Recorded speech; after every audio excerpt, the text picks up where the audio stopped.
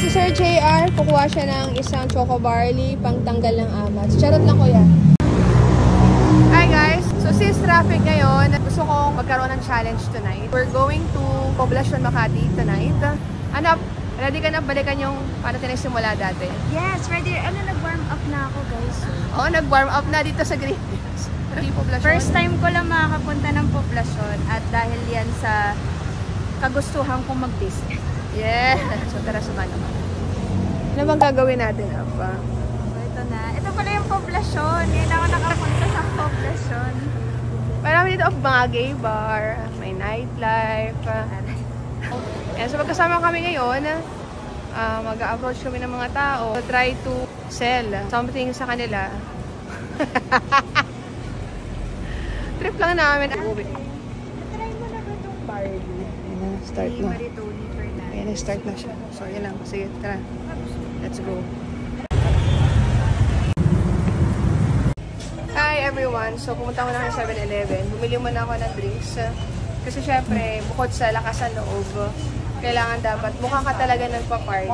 So, nagsisimula pala yung gabi. Actually, kaya sobrang konti pa ng tao talaga. At maling araw din kasi today is Wednesday. So, pero for the meantime, let's enjoy the night. Naman ate. Ay, taray. Sige ate. Ayan, si Sir JR, kukuha siya ng isang choco barley pang tanggal ng amat. Charot lang, kuya. Mainit ba prefer mo or malamig? Malamig. Malamig ang gusto mo. Ayan, okay yan. Oo. So, ayun niya kasi yung lasa ng barley. Gusto niya yung barley na masarap pa. So, ito talaga choco barley recommendation namin. Wait, thank you kayong first customer namin. Basta na buena mano ka.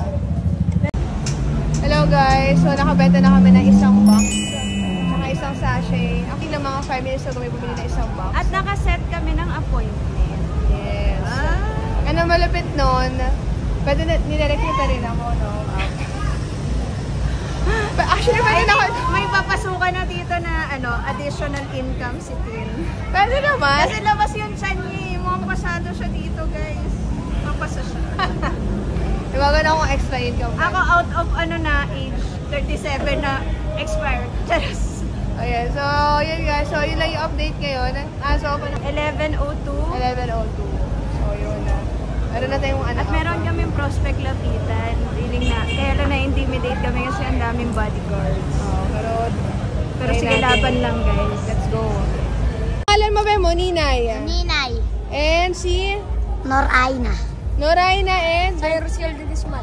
Ano? Cyrus Ken. Cyrus. O, Gildisman. dali video kayo. Hi tayo dito sa camera. Hi! Hi! Masisipag nila. Alas 11 na. Sipag pa rin nila. Kaya ako, kakatid mo ako, te. Oo. Noraina.